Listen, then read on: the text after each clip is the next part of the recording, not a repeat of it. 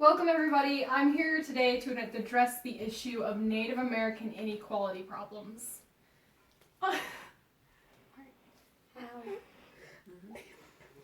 Alright, so many of you may have heard of pilgrims or immigrants in this case. Believe it or not, those of you who are not related to an indigenous people like the Native American tribes or the Indians as they are known, are immigrants.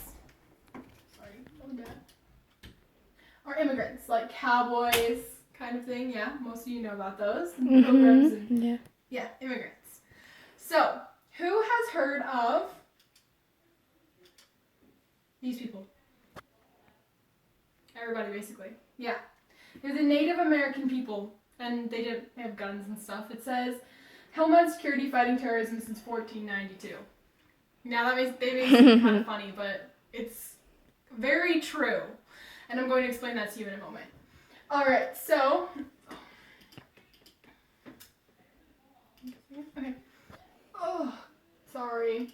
Okay, so I come from the Cheyenne tribe, the Northern Cheyenne tribe.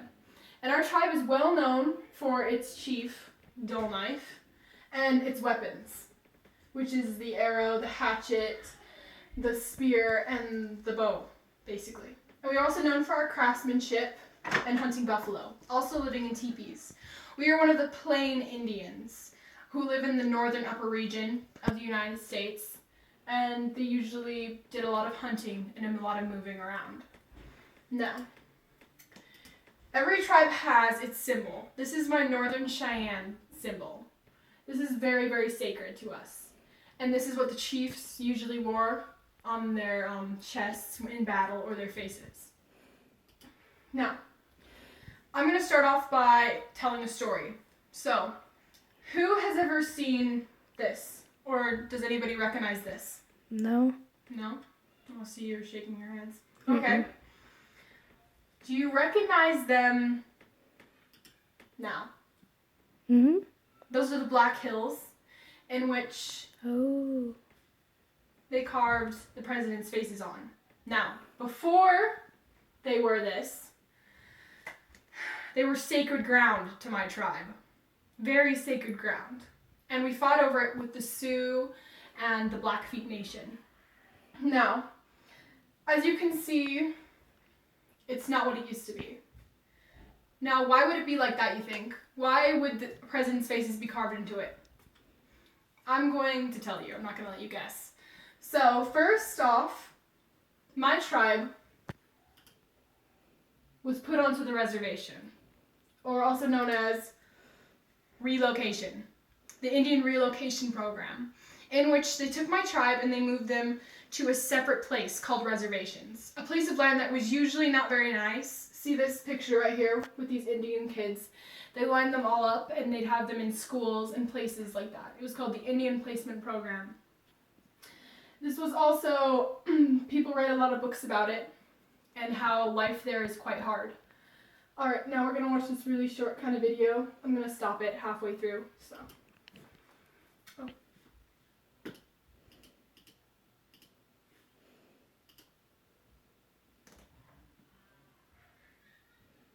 Sorry, might have to wait a second to get it to load.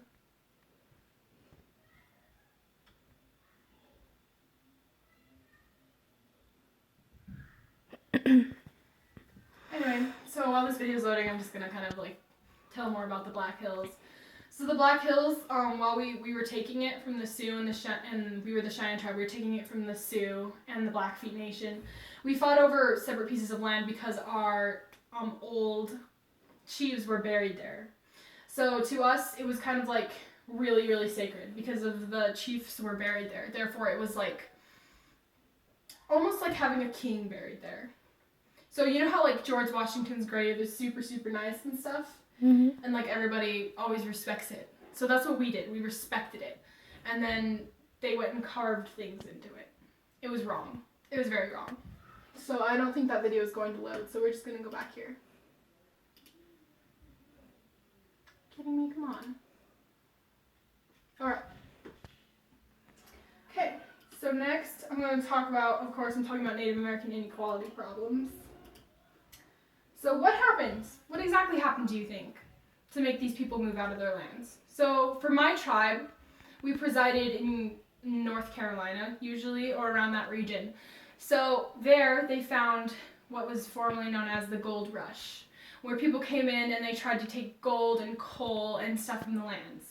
So basically what they did is they pushed the people out and they relocated them to the worst possible plot of land, where there was hardly any food, there was hardly any land that they could live on, and it was very, very hard.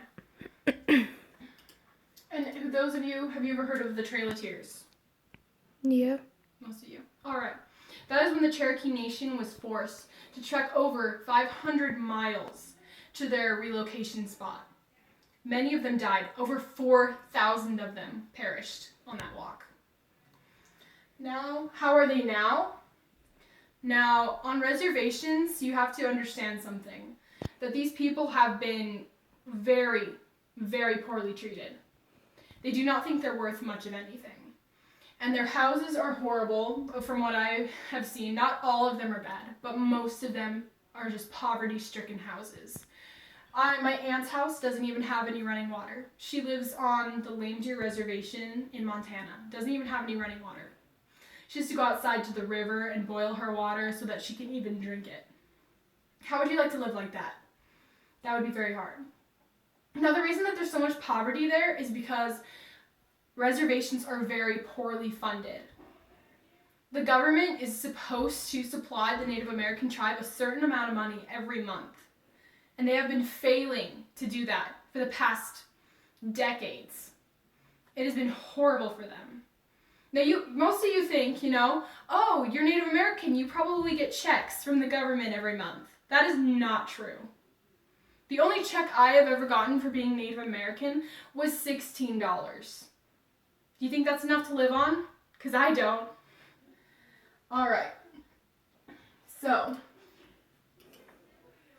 who has heard of this kid? His name is Dayor Coons. He went missing July 10th in 2015. It was a huge deal all throughout Idaho. This kid went missing during a camping trip. It was really, really sad. People were looking for him everywhere. They still haven't found him. Now, on the reservation, I have a story about a little girl. When I was there in the newspaper, a little girl had gone missing. And they found her body about 5 days later. She was hit in a hit-and-run accident and left on the side of the road for over 2 hours before someone even noticed. Then they dragged her body away and threw her into a ditch. Now, you may think this is really sad, which it is, but this little girl got a newspaper article about her death. A newspaper article. This little boy, I've seen him on billboards. There's a whole website dedicated to finding him. That little girl got a newspaper article. Equality? Not so much. And when they did find her body, her funeral was so sad. We saw it as we were passing to go to the cemetery where my grandma is buried. There were probably only 5 people there. And the reason for this is they feel like they are not worth anything because of how they live, because of how they are treated. My father lived on the reservation until he was 12 years old, and he still has self-esteem problems because of it. People treat them like they are nothing. And they are. They're people. A comparison would be, as I said before, George Washington's grave is right there. It's very nice, the American flags. Now, we have a very famous chief in my tribe. His name is Dullknife. He was probably the coolest guy ever. He was the very last Native American to live traditionally, like live in a teepee and do all the traditional ways. This is his grave. Isn't that a little sad? It's a bunch of pieces of wood. It's really coolly arranged and everything, but they don't have any money. They don't have enough funds to make a cool grave like George Washington's. Wow. Budget cuts on the res? Hang on, sorry. Budget cuts on the res are usually due to the fact that government cannot fund them. That's that's what their let me think of the word. That is what their excuse is that they can't anymore. That the treaties have been broken. A really famous Native American treaty was that they would get enough education and enough money to fund them so they would get a college education and be smart. That has not happened.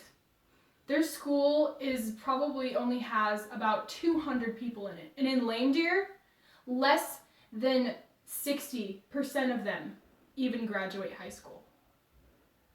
That's really sad. Next to Ryrie's average, which is 85%. No. Government funding cuts are usually due to putting the money to better things, like making roads and maybe building buildings and stuff like that. It's wrong. You promise these people things, you should give it to them. Poor home life is awful. I've seen houses where they're falling apart and houses burn down because there's no fire safety in the houses. There's nobody to even check and see if your gas lines are leaking or not. There's nobody to check and see if your house is safe. There's nobody there with a job. The economy is awful. Hardly anybody has work because there's nothing to do. You either work at the tribal office or the casinos. Now, abuse is a huge problem on the reservation. My dad himself was abused by his parents. He was very neglected. And that's because a lot of the life there is really hard. It's hard to find a job. It's hard to hold a job. So if you do find a job, you're probably going to get laid off. That's what my grandma had to deal with throughout her whole life on the reservation, was getting laid off all the time and not having enough money to provide for her children because there was nothing to do. There was no work. Is there any hope left? Oh man, I hope there is. So, a huge problem that I've seen on the reservation is people losing hope. And there's no budgets to do anything. The poverty is awful, as I said before. Now, what can you do about this? Well, the one thing that I would really love for you to do is be aware. Be aware of what these people have gone through. That their lives are a lot harder than you think they are. And that they don't get checks for just being Native American anymore. They don't. They have to work for what they have. And the land that they live on is horrible. Suicide is the third most killer of Native American people on the reservation. Because they feel so bad about themselves. And from what they came from, who can blame them? Now, I have a petition written, and I'm going to print it off after we're done, and I want all of you to sign it. It states that these people have not been treated fairly, and that they should get the government funding that they were promised. And I really, really hope that someday they'll get rid of these reservations, because they're just a reminder of how poorly these people have been treated and how promises have been broken. It's wrong.